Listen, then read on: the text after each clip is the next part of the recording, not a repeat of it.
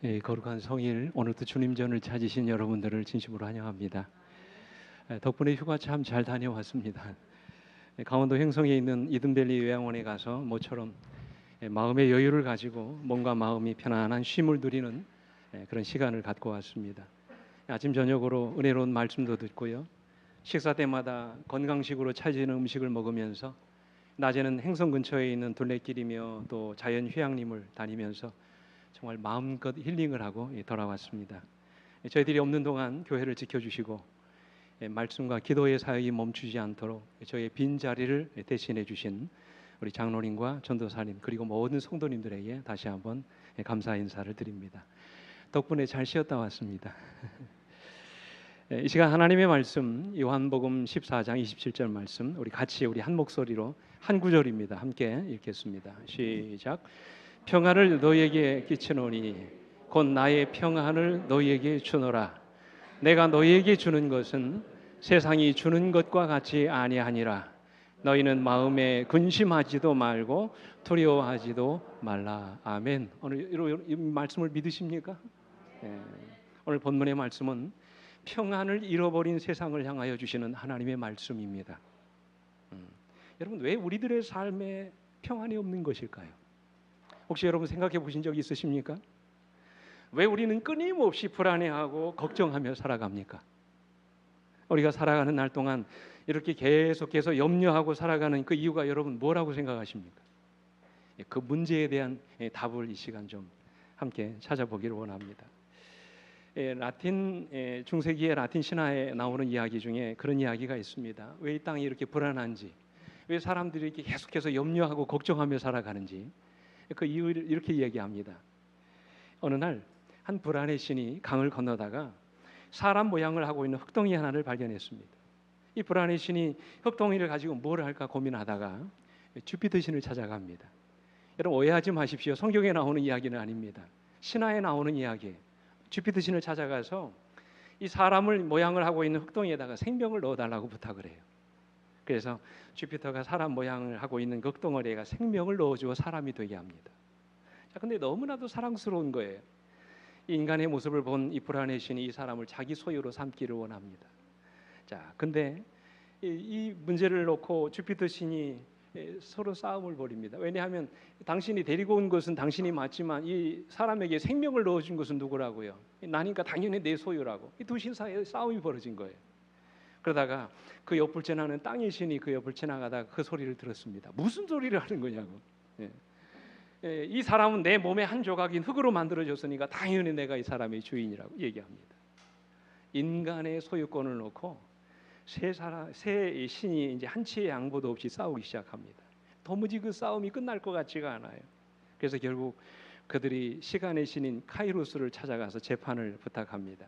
그때 카이로스가 아주 지혜로운 결정을 내립니다. 어떻게 결정을 내리냐면 이렇게 결정을 내립니다. 주피터 신이시여, 당신은 이 사람에게 생명을 주었으니 이 사람이 죽으면 그 생명을 도로 가져가십시오.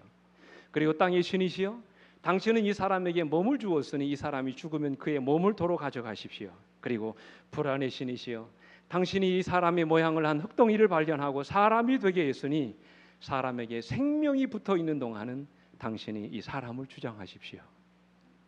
그래서 우리가 생명이 붙어 있는 날 동안 우리 인간은 끊임없이 불안하고 걱정하며 살아간다는 그런 이야기예요. 물론 사람이 만든 이야기입니다만, 지어낸 이야기지만 사람 여러분 상당히 설득력 있지 않습니까? 정말 우리 인간은 생명이 붙어 있는 날 동안 끊임없이 불안해합니다. 그런데 여러분 성경은 그것이 우리 인간의 죄 때문이라고 말씀하세요. 그죠? 죄의 시작과 더불어 우리 인간의 마음속에 끊임없는 불안과 염려와 두려움이 시작된 것이라고 말씀하세요. 창세기 3장 9절로 10절 말씀. 여호와 하나님이 아담을 부르시며 그에게 이르시되 내가 어디 있느냐 이르시되 내가 동산에서 하나님의 소리를 듣고 내가 벗었으므로 두려워하여 숨었나이다 그랬어요. 이때 두려움이 시작된 것입니다. 우리 선지자는 영감에 그래서 이 부분을 이렇게 주석하셨어요. 그들이 누려왔던 사랑과 평안은 뭐하고요? 사라지고 그때부터 그 대신에 그들은 죄에 대한 의식, 장래에 대한 공포, 영혼의 벌거벗음을 느꼈다 그랬어요. 죄의 시작과 함께 이 땅에 두려움이 온 것이고 미래에 대한 공포가 사로잡히게 된 것이고 우리 모든 영혼의 마음속에 벌거벗음을 그때부터 느끼게 된 것이라고 말씀하세요. 근데 하나님은 마음의 평안을 잃어버리고 두려움에 떨고 있는 아담과 하와를 찾아오셔서 그들에게 구원의 계획을 말씀하십니다. 그죠? 여자의 후손을 통하여 이 땅에 다시 하늘의 평화가 이르러 오게 될 것이라고 말씀하세요. 여러분, 여자의 후손이 누굽니까? 여자의 후손이 누구예요? 예수 그리스도시죠. 예수 그리스도를 통하여 오늘 이 땅에 잃어버린 하늘의 평화가 다시 찾아오게 될 거라고 약속해 주셨어요. 그래서 이사야 선지자는 이사야 9장 6절에 여자의 후손에 대하여 이렇게 말씀하시죠. 이는 한 아기가 우리에게 낳고 한 아들을 우리에게 주신 바 되었는데 그의 어깨에는 정사를 메었고 그의 이름은 기묘자라 모사라 전능하신 하나님이라 영존하시는 아버지라 평강의 왕이라 할 것임이라. 이 땅에 평화를 주시기 위해서 오신 분, 그분이 바로 예수 그리스도라는 말씀이에요. 그래서 여러분, 실제로 예수님이 이 땅에 여자의 후손으로 이 땅에 오셨을 때 그분의 탄생을 축하하는 이 노래를 천사들이 부르면서 뭐라고 합니까? 누가복음 2장 14절에 지극히 높은 곳에서는 하나님께 영광이요 땅에서는 하나님이 기뻐하심 사람들 중에 뭐라? 평화로다 말씀하셨어요. 그리고 오늘 십자가의 죽음을 앞두고 이 세상을 떠나시기 전에 다시 한번 주님께서는 오늘 여러분과 저에게 평화를 약속하십니다. 오늘 본문의 말씀 다시 봅니다. 요한복음 14장 27절에 평안을 너에게 끼치노니 곧 나의 평안을 너에게 주노라. 내가 너에게 주는 것은 세상이 주는 것과 같지 아니하니라. 너희는 마음에 근심하지도 말고 두려워하지도 말라 말씀하셨어요. 오늘 여러분, 이게 주님이 주시는 약속인 걸 믿으십니까? 오늘 주님이 주시는 이 평화, 이 놀라운 기쁨이 오늘 여러분과 저의 마음속에 있게 되기를 간절히 바랍니다. 죄악 세상에서 온갖 염려와 두려움의 노예가 되어 살아가고 있는 우리 모두에게 주님은 다시 한번 평화를 약속하셨어요. 이 평화는 오직 주님만이 주실 수 있는 평화라고 말씀하십니다. 우리는 주님이 주시는 이 평화를 통해서만 마음의 진정한 평안과 쉼을 누릴 수 있다고 주님은 말씀하세요. 실제로 영감비글은 이렇게 말씀하십니다. 같이 한번 읽어보겠습니다. 시작. 그리스도의 평안은 돈으로도 살 수 없고 뛰어난 재능으로도 얻을 수 없으며 지성으로도 확보할 수 없다. 그것은 하나님이 주시는 선물이다. 기억하실 게 있어요. 여러분, 하나님이 주시는 평안은 우리 노력으로 의지로 이루어지는 것이 아니라고 말씀하세요. 그것은 뭐라고 말씀하셨습니까? 하나님이 우리 모두에게 주시는 뭐라고요? 선물이라고 말씀을 하셨어요. 그래서 시편 29편 11절에 보면 이렇게 말씀하십니다. 여호와께서 자기 백성에게 힘을 주시며 여호와께서 자기 백성에게 평강의 복을 주시리로다 그랬어요. 여러분, 재물이 복인 것처럼 이 평강도 하나님이 우리에게 주시는 뭐라고 말씀하세요? 복이라고 말씀하세요. 자, 그렇다면 우리가 어떻게 이 평안의 복을 누릴 수 있을까요? 우리가 어떻게 하나님이 주시는 이 평안의 복을 우리가 채울 수 있을까요? 이 불안과 공포 속에 살아가는 삶, 하루도 평안이 없는 이 인간 삶 속에서 우리가 하나님이 주시는 이 놀라운 평안을 우리 마음속에 누리고 살 수 있는 그 비결이 과연 무엇일까요? 첫째로 여러분, 하나님의 평안은 심지가 견고한 자들에게 주시겠다고 말씀하셨어요. 자, 무엇이요? 심지가. 우리 이사야서 26장 3절 말씀 같이 읽겠습니다. 시작. 주께서 심지가 견고한 자를 평강하고 평강하도록 지키시리니 이는 그가 주를 신뢰함이라 그랬어요. 여러분, 주님이 어떤 사람에게 평강의 복을 주시겠다고 말씀하셨습니까? 무엇이 견고한 사람이요?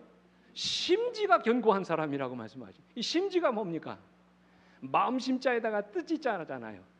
마음의 의지가 강한 사람. 글자 그대로 풀이하면 마음 의지가 아주 강한 사람. 한 번 결심한 것은 하늘이 무너질지라도 변하지 않은 그런 사람. 한마디로 마음의 의지가 아주 강한 사람이 바로 심지가 견고한 사람이지요. 그렇다면 여러분, 마음의 의지가 약한 사람에게 평안이 없습니까? 그런가요? 물론 여러분, 마음의 의지가 약한 사람은 쉽게 휘둘립니다. 마음의 평안을 쉽게 잊어버려요. 마음이 약한 사람보다 강한 사람이 더 마음에 요동하지 않습니다. 그러나 영감에 그래 보면 아까 읽었던 것처럼 분명히 말씀하시기를 마음의 평안은 하나님이 우리에게 주시는 뭐라고 말씀하셨어요? 선물이라고 말씀하셨어요. 내 의지로, 내 노력으로 내 마음의 평안이 이르러오는 것이 아니라 하나님이 우리 모두에게 뭘로 주시는 거라고요? 선물로 주시는 것이라고 말씀하셨어요. 여러분, 우리는 우리 마음이 얼마나 간소하고 자주 변하는지 아주 잘 압니다. 아침이 다르고 저녁이 다릅니다. 오죽하면 우리 선지자가 영감에 그래서 우리 인간의 의지는 마치 썩은 뭐와 같다고 말씀하셨어요? 새끼줄과 같다고 말씀하셨어요. 오죽하면 작심삼일이라는 말이 나왔겠습니까? 우리가 결심하는 것들이 3일이 같지 못하는 것입니다. 우리 인간의 의지가 결코 신뢰할 만한 것이 되지 않는다는 말씀이에요. 자, 그렇다면 여러분 심지가 견고한 자가 어떤 사람일까요? 분명 내 마음의 의지가 강한 것이 아닙니다. 킹제임스 성경에서는 이 심지가 견고한 자를 이렇게 말씀하셨어요. 마음을 주께 의탁한 사람 그랬어요. 공동번역 성경에서는 마음이 한결같이 당신께 몸을 맡기는 사람이라고 그랬어요. 쉬운 성경에서는 오직 주님만을 믿고 따르는 사람이라고 그렇게 번역을 했습니다. 한마디로 심지가 견고한 사람이란 어떤 상황 속에서도 주님을 믿고 신뢰하는 사람이에요. 그런 사람에게 하나님이 주시는 뭐를 약속하셨다고요? 평안을 약속하셨다. 그래서 여러분 영감의 글은 이렇게 말씀하십니다. 한결같은 평안, 진정한 마음의 안식은 오직 하나의 근원에서 나온다. 이 평안은 그분께서 당신 자신과 상관없이 주시는 어떤 것이 아니다. 그것은 보세요, 그리스도 안에 있는 평안이다. 그러므로 우리는 그분을 받아들임으로써만 평안을 누릴 수 있다고 말씀하셨어요. 여러분, 우리가 누구 안에서만 이 평안을 누릴 수 있다고요? 주님 안에서만. 하늘이 주시는 이 놀라운 평안을 누릴 수 있다고 말씀하셨어요. 마치 파도가 일렁이는 깊은 바다에 아무리 심한 바람이 불어오고 파도가 부딪혀도 그 배에 닻이 깊은 바닷속에 내려져 있는 한 그 배는 결코 요동하지 않습니다.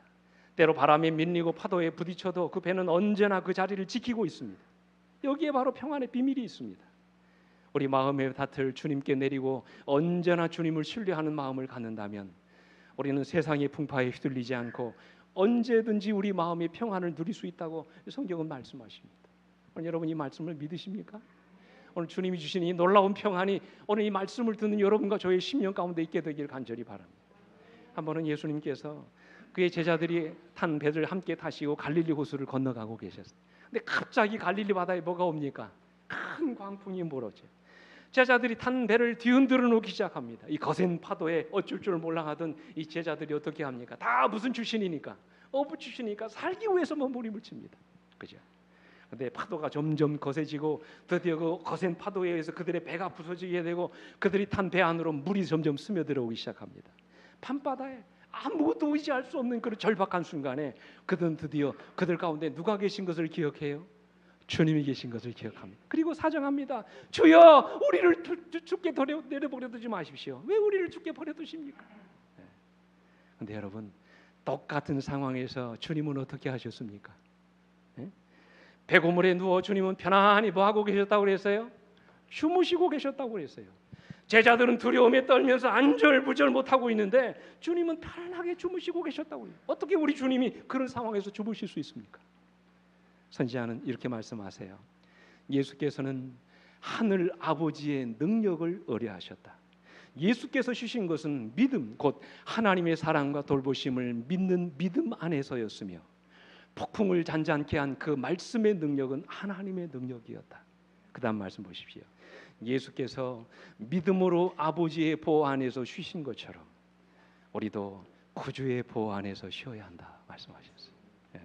근데 여러분, 제자들은 어땠습니까? 그들의 위기를 만났을 때 두려움에 떨 수밖에 없었던 이유가 무엇입니까?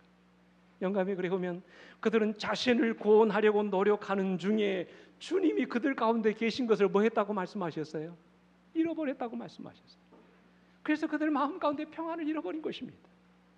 그들 가운데 닥치는 위기가, 그들 가운데 닥친 어려운 상황이 그들을 두려움에 떨는 것이 아니라 문제 때문에 그들이 누구를 기억하지 않은 것이에요? 주님을 기억하지 않았던 것입니다. 우리도 얼마나 자주 제자들이 겪는 경험을 합니까? 시험의 파도가 우리를 덮칠 때 우리는 우리를 도와주실 수 있는 주님이 우리 곁에 계심을 잊어버리고 혼자서 폭풍과 싸웁니다. 우리의 희망이 사라지고 멸망 직전에 빠질 때까지 우리는 자기 힘을 의지합니다. 마음의 평화를 잃어버린 거예요. 하다 안 되면 그제서야 한번 기도나 해보자 그렇게 생각. 그런데 영감의 글은 이렇게 말씀하십니다.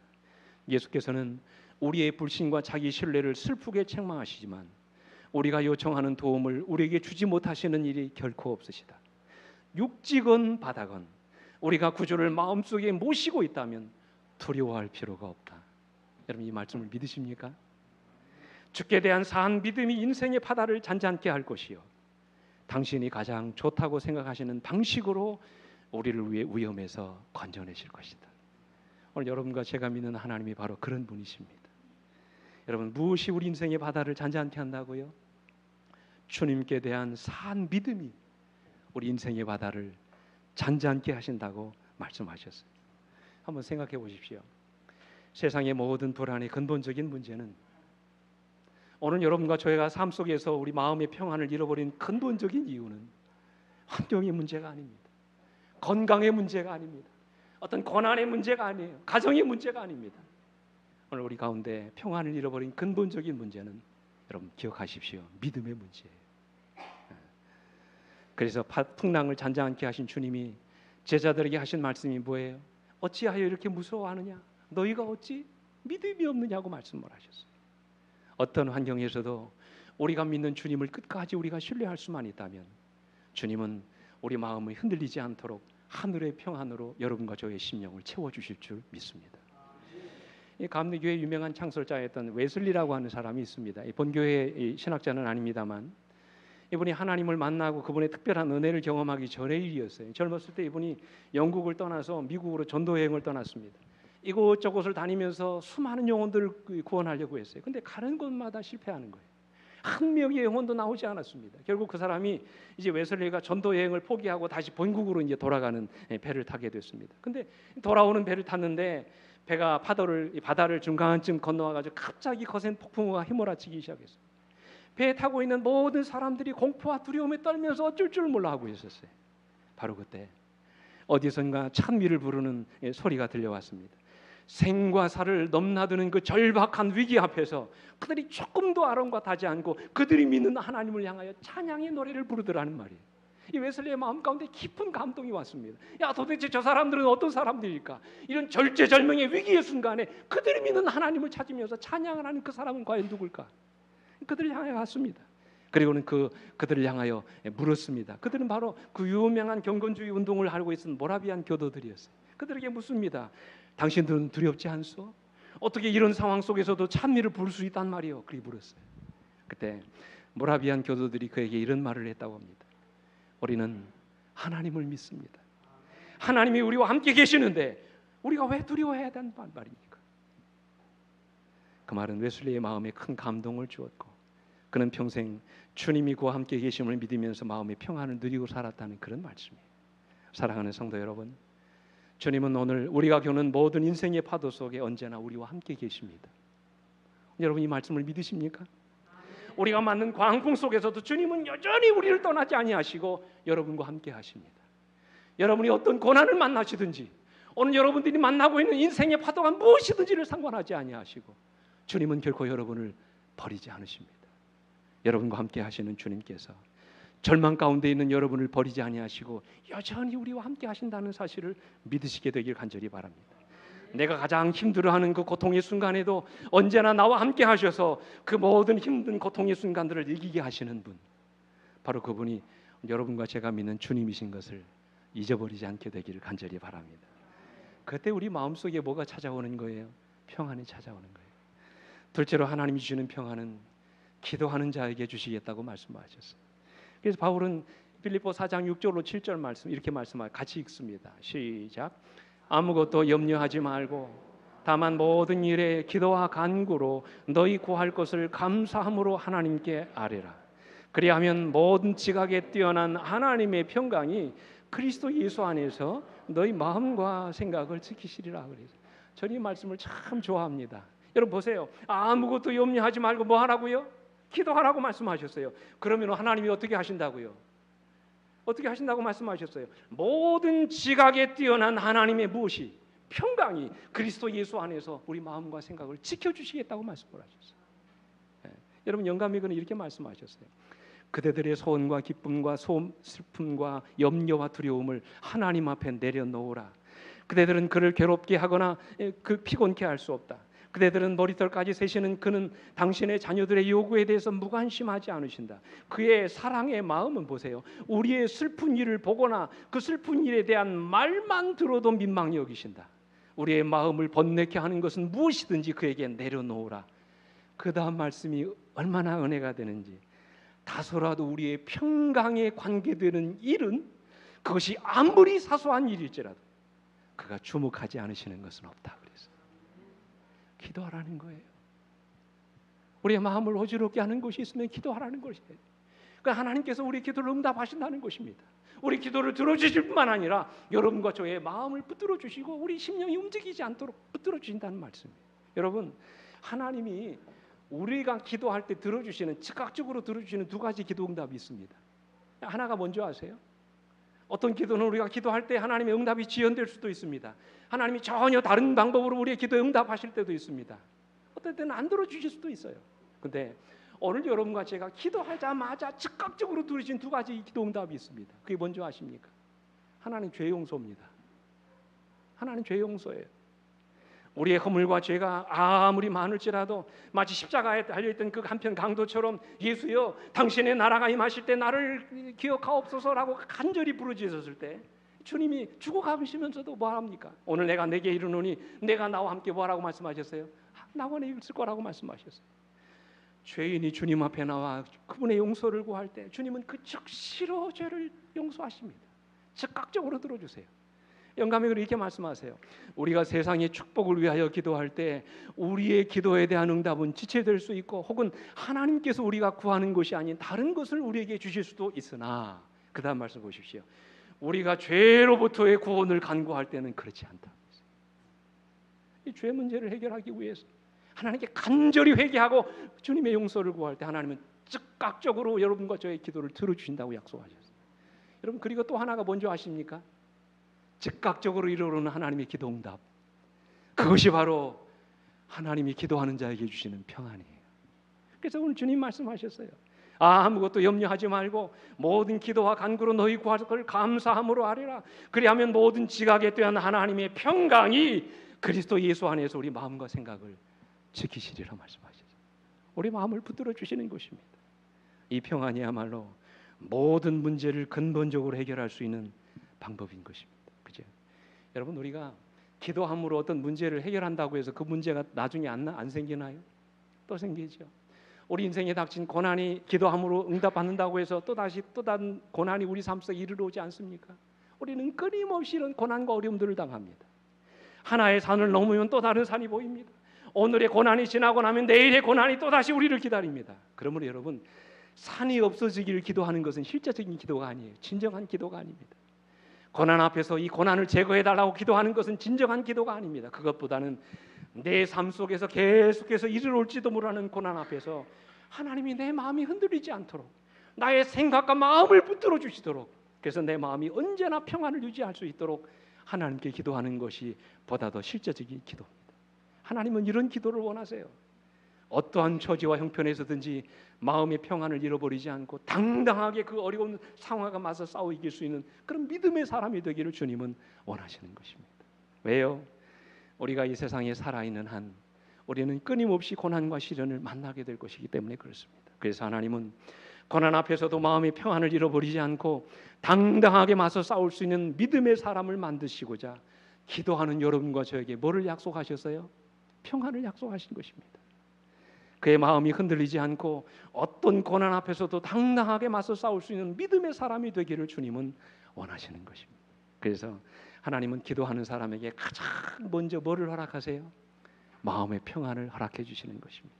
그래서 여러분, 히브리 사람들은 인사할 때 뭐라고 합니까? 샬롬 그러잖아요. 샬롬. 샬롬이 무슨 뜻입니까? 평강, 평화, 그런 뜻입니다. 근데 히브리 학자들은 이 샬롬이라는 말을 평강이라고 해석되는 것을 별로 좋아하지 않습니다. 히브리 신학자들은 샬롬이라는 말을 뭐라고 번역하냐면 하나님의 모든 것이라고 번역합니다. 하나님이 주시는 이 평강 안에 하나님의 모든 것이 다 들어있다는 것이에요. 하나님이 주시는 평안이 없이는 그 누구도 그 주시는 복을 누릴 수 없다는 그런 이야기예요. 여러분, 여기 여호수아 리프맨이라는 사람이 그 지은 소설 중에 피스 오브 마인드라는 책이 있습니다. 이게 무슨 뜻이냐면 마음의 평안이라고 하는 그런 책인데, 그 책에 보면 한 재미있는 소설이 나옵니다. 이 소설의 한 젊은 주인공이 한 노인 랍비를 찾아가서 이제 묻는 이야기입니다. 이 젊은이가 찾아와서 자기 소원을 말합니다. 그대의 소원이 무엇인가 묻습니다. 그때 이 젊은이가 대답하지요. 첫째는 건강이고, 둘째는 재물이고, 셋째는 미모고, 넷째는 재능이고, 다섯째는 권력이고, 여섯째는 명예를 주십시오. 이 모든 것들을 내가 갖게 되기를 원합니다. 그렇게 이야기합니다. 그때 이 젊은이에게 노인이 이렇게 대답을 합니다. 젊은이, 그러나 자네 마음에 평안이 없다면 자네는 이것들 가운데 그 어떤 것도 즐길 수 없을 걸세. 우리가 아무리 세상의 부귀영화를 다 가진다 할지라도 오늘 우리 마음속에 뭐가 없다면, 평강이 없다면 그 어떤 복도 누릴 수 없다는 사실이에요. 평안은 하나님이 우리에게 주시는 가장 본질적인 축복인 것을 여러분 믿으시게 되길 간절히 바랍니다. 이 놀라운 축복을 하나님이 뭐하는 자에게, 기도하는 여러분과 저에게 주시겠다고 약속하셨어요. 그래서 여러분, 이 에레미야 예가 3장 17절에 보면 이렇게 말씀하셨어요. 주께서 내 심령이 평강에서 멀리 떠나게 하시니 내가 복을 내어버렸으며 그랬어요. 이 무슨 말인지 아세요? 현대인의 성경이 이렇게 번역합니다. 내 영혼이 평안을 빼앗겼으니 내가 행복을 잊어버렸구나. 우리가 세상에 아무리 많은 것들을 누린다 할지라도 내 마음속에 뭐가 없으면, 평강이 없으면 그 모든 복을 누릴 수 없다는 얘기예요. 평안을 잃어버린 사람에게 복은 더 이상 복이 아니라고 말씀하십니다. 그러므로 사랑하는 성도 여러분, 힘들고 어려운 일이 있을 때마다 가장 먼저 기도하시게 되길 간절히 바랍니다. 어떤 시험과 고난 앞에서도 마음의 평안을 잃어버리지 않을 수 있는 믿음을 달라고 여러분 기도하시게 되길 간절히 바랍니다. 때로 이해할 수 없는 아픔과 고통 중에서도 우리가 당당히 맞서 싸울 수 있는 그런 힘을 주시라고 우리가 매 순간 기도하시게 되길 간절히 바랍니다. 그러면 하나님이 우리에게 평안을 주시겠다고 말씀하셨어요. 제가 얼마 전에 읽었던 이 가이드 포스트라고 하는 그 잡지에 보면 알렉산더 플루머라는 사람이 이야기가 나옵니다. 이 사람이 65세입니다. 이 65세가 되도록 이 사람은 한 번도 아파본 적이 없는데 어느 날 병원에 갔더니 전립선 암이라는 거예요. 이 남자분들이 자주 아는 그런 병이죠. 근데 참 가슴 아픈 일은 이 가슴이 갑자기 무너질 것 같은 거예요. 왜냐하면 그도 그럴 것이 그 아버지가, 사랑하는 아버지가 자기 또래 나이에 전립선 암으로 돌아가신 거예요. 가족 가운데 삼촌이 전립선 암으로 돌아가셨습니다. 2달 만에. 그리고 자기 사촌도 지금 그 병을 앓고 있습니다. 한 오늘 내일 하는 거예요. 그러니까 자기도 전립선에 암에 걸렸다고 생각하니까 이제는 무슨 생각이 들까요? 이제 내 차례구나. 절망적인 생각을 하게 된 것입니다. 맥이 다 풀리고 아무 의욕이 없습니다. 두려움에 사로잡혀서 아무것도 하지 않아요. 하던 운동도 사업도 다 정리합니다. 사람조차 만나지 않고 음식도 먹지 않았습니다. 깊은 우울증에 빠져가지고 두려움에 빠져서 그냥 살아가는 것입니다. 어떤 사람의 말도 위로가 되지 않았습니다. 그런데 어느 순간 이 사람의 마음속에 왜 내가 기도하지 않지? 기도 한번 해봐야 되겠다, 그런 생각이 들더라는 거예요. 그래서 이 사람이 어느 날 마음을 잡고 하나님께 기도하기 시작합니다. 자신의 병이 낫게 해달라고 기도한 것이 아니라 오직 한 가지만을 놓고 하나님께 기도했대요. 뭐라고 기도하냐면 이렇게 기도했답니다. 하나님, 사람이 한 번은 가겠지만 지금 제 마음이 너무나 두렵습니다. 이 두려움이 없어지게 해주세요. 이 무서운 두려움 자체를 가져가세요. 여러분, 그는 오직 이 하나의 제목으로만 기도했습니다. 너무나도 신기한 사실은 그가 기도하기 시작한 그날부터 마음의 평화가 찾아왔다는 거예요. 너무나도 신기한 것은 자기가 죽으면 주님과 다시 만나게 될 거라는 소망이 생기기 시작하다는 거예요. 두려움과 공포가 사라지기 시작하는 거예요. 하나도 두렵지가 않다는 것입니다. 죽음조차도 무섭지가 않다는 것이, 모든 삶이 정상적으로 돌아왔습니다. 어느 사이에 잃어버렸던 체중도 다시 회복합니다. 그리고는 병원에 갔더니 의사 선생님이 고개를 철레철레 흔들면서 이상하다 그러십니다. 왜요? 물어봤더니 기적같이 암덩어리가 없어졌다는 거예요. 이제 다시 병원에 오지 않아도 되니 남은 생에 건강관리 잘 하십시오. 바로 그 사람입니다. 알렉산더 플루머. 사랑하는 성도 여러분, 하나님께 두려움을 이기게 해달라고 기도했더니 하나님이 그의 불치병도 낫게 하는 마음의 평안을 선물로 주신 것입니다. 이것이 바로 기도의 기적입니다. 기도는 이처럼 기도하는 자에게 모든 고통과 어려움을 딛고 일어설 수 있는 마음의 평안을 있게 합니다. 오늘 이런 평안이 기도하는 여러분과 저의 심령 가운데 날마다 채워지게 되길 간절히 바랍니다. 여러분 마음 가운데 두려움이 있습니까? 걱정과 염려가 있습니까? 오늘 여러분의 마음속에 주체할 수 없는 마음의 공포와 절망이 있습니까? 이 시간 십자가 아래 다 내려놓고 가장 먼저 기도하시기 바랍니다. 기도하는 여러분과 저의 마음속에 우리 하나님께서 약속하신 마음의 평안을 선물로 주실 줄 믿습니다. 마지막으로 하나님의 평안은 바른 길로 가는 자에게 주십니다. 이사야 52장 57장 2절 말씀 우리 같이 읽습니다. 하나님이 평안이 어떤 사람에게 주시는 이사야 57장 2절 말씀 시작. 그들은 평안에 들어갔나니 바른 길로 가는 자들은 그들의 침상에서 편히 쉬리라. 여러분 누가 평안히 쉰다고요? 바른 길로 가는 자들이요. 질문 드립니다. 어떤 길이 바른 길인가요? 예? 어떤 사람이 바른 길로 가는 사람입니까? 성경이 말하는 바른 길이 어떤 길입니까? 말씀대로 사는 길이지요. 하나님이 주신 계명대로 사는 것입니다. 그런 사람에게 하나님이 뭐 주신다고요? 평안을 주신다고 말씀을 하셨어요. 실제로 시편 1편 1절로 2절에 보면 복 있는 사람은 악인의 꾀를 쫓지 따르지 아니하며 죄인들의 길에 서지 아니하며 오만한 자의 자리에 앉지 아니하고 오직 여호와의 율법을 즐거워하여 그의 율법을 주야로 묵상하는 자라고 말씀하셨어요. 요한계시록 1장 3절에도 이 연의 말씀을 읽는 자와 듣는 자와 그 가운데 기록된 것을 뭐 하는 자요? 지키는 자들에게 복이 있다고 말씀을 하셨어요. 심지어 주님은 마태복음 7장 21절에 나더러 주여 주여 하는 자마다 다 천국에 들어갈 것이 아니요 다만 하늘에 계신 내 아버지의 뜻대로 행하는 자라야 들어갈 것이라고 말씀하셨어요. 그래서 여러분 우리 주님이 말씀하신 그 유명한 이 안식으로의 초청, 이 마태복음 11장 28절로 29절 말씀 보십시오. 수고하고 무거운 짐진 자들아 다 내게로 오라. 내가 너희를 쉬게 하리라. 나는 마음이 온유하고 겸손하니. 그 다음 말씀 나의 뭐를 메고요? 멍에를 메고 내게 배우라. 그러면 너희 마음이 쉼을 얻을 거라고 말씀하셨어요.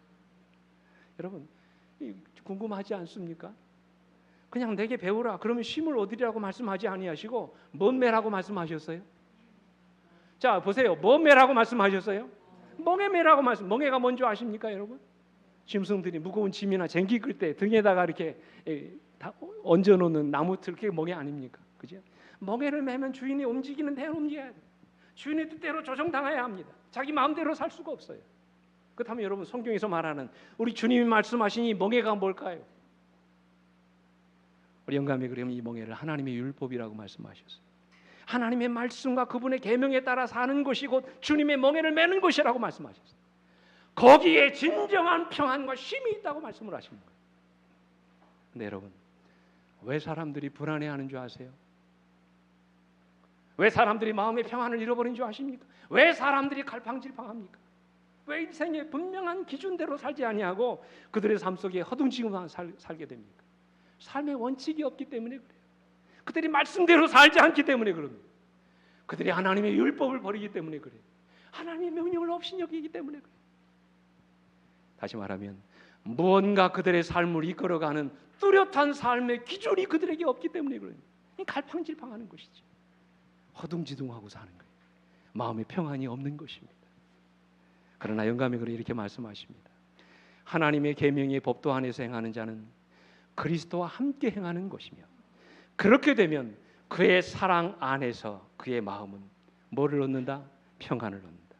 그리스도의 말씀을 믿고 전적으로 예수의 보호하심의 영혼을 맡기고 또 그의 명령하심의 생애를 맡기는 자들은 평강과 평안함을 얻을 것이다.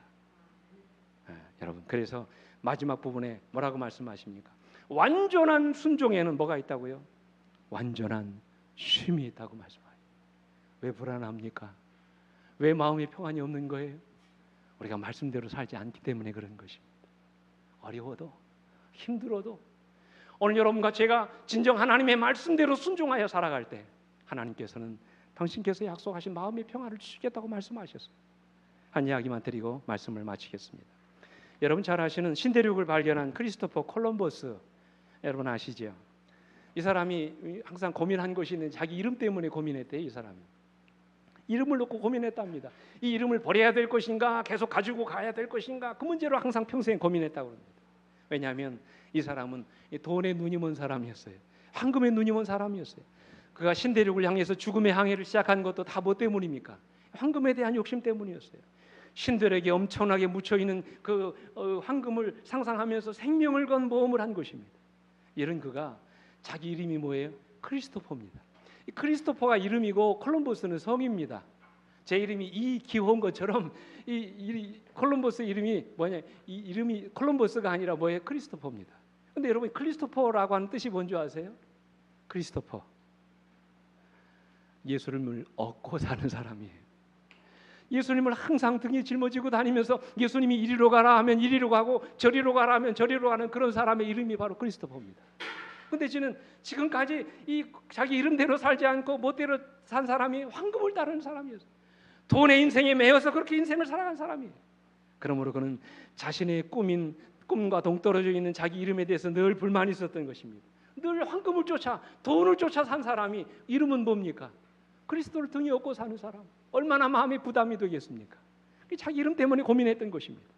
오랜 갈등 끝에 수도원에 들어갑니다. 그때 그의 마음 깊은 곳으로부터 아주 강력한 하나님의 음성이 들려요. 어떤 음성입니까? 너의 이름처럼 살아라. 너의 이름이 곧 축복이다. 그 말씀이 들렸어요. 그날 콜럼버스는 깊은 회개를 경험합니다. 이제 내 이름에 맞는 삶을 살리라. 예수 그리스도를 업고 다니는 것은 짐이 아니라 내 삶의 축복이다. 이게 진정 크리스토퍼의 삶을 살게 될 거라 마음의 결심을 합니다. 그리고는 그날 이후로 콜럼버스는 놀라운 마음의 평안을 경험합니다. 모든 문제를 만날 때마다 예수님이라면 어떻게 했을까 마음의 생각을 하면서 주님께서 가르쳐 주신 방법대로 그 모든 것들을 했습니다. 그의 삶은 온전히 주님 뜻에 순종하는 아름다운 삶에 그 인생이 초점이 맞춰졌어요. 그리고 마지막으로 그가 운명하면서 이런 말을 했어요. 유명한 말이지요. 이런 말을 했습니다. 내게 가장 행복한 순간이 있었다. 그것은 내가 주님을 업고 다닐 때였다. 그의 인생에 가장 행복했던 순간은 그가 주님 말씀대로 살았던 순간이었다고 그는 그렇게 고백을 합니다. 하나님은 우리가 콜럼버스처럼 살게 되기를 원하십니다. 정말로 하나님 주시는 말씀에 순종하는 여러분과 제가 되기를 원하십니다. 여기에 진정한 행복과 쉼이 있다고 말씀하십니다. 오늘 여러분과 저를 어지럽히는 인생에 어떤 문제가 있다 할지라도 항상 분명한 여러분의 문제 앞에 하나님 주시는 말씀의 원칙에 따라 순종하여 살아가시는 여러분과 제가 되기를 간절히 바랍니다. 완전한 순종에 완전한 쉼이 있다고 말씀을 하셨어요. 주님이 주시는 이 놀라운 축복이 하나님의 말씀대로 살아가는 여러분과 저에게 한없이 부어지게 되기를 간절히 바라면서 말씀을 마치겠습니다. 우리 함께 일어나셔서 함께 찬양합니다.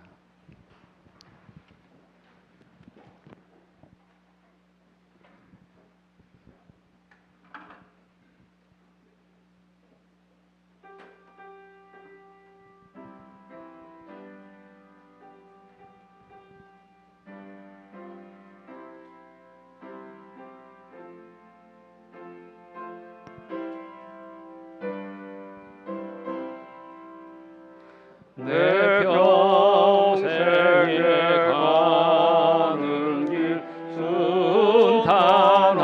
순탄하여 늘 잔잔한 강 같은지 큰 풍파로 무섭고 어려든지 나의 영혼은 늘 변하다.